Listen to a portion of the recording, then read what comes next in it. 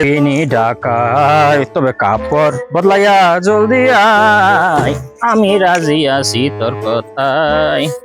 তোর মায়েরে দিলাম কত বিরাই বিরাই পান, তবু কেন গেল না তার মনের অভিমান। আমার সাথে যাবি নি ঢাকায় তবে কাপড় বদলাইয়া। কেউ তো দেখতো না কোথায় অনেক লাঞ্চের টাইম, কোথায় বিশ্রাম আছে। তো খুলানো যাইতো না।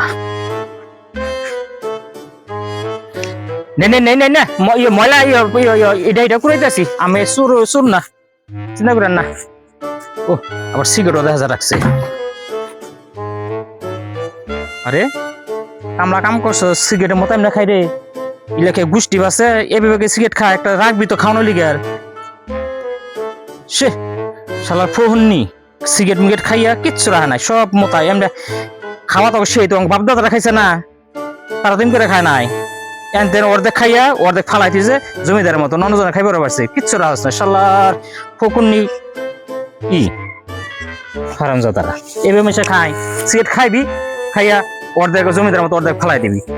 ওই বাদ বাকিটা অন্যজনে গাল করলো, বাঙ্গারি মারলো, অনেক খুব একটা পাই না। আগেও কত পাইছি, একটা পাইছি, মোটামুটি রোজ পড়বো। আয় আয় আবার তরমুজ দেখা রেখে গেছে। আরে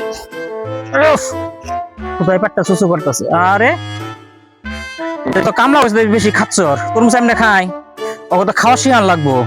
তরমুজ বাটা খাইবি কেন 2-4 ইঞ্চি এমনি রেখে দিবি।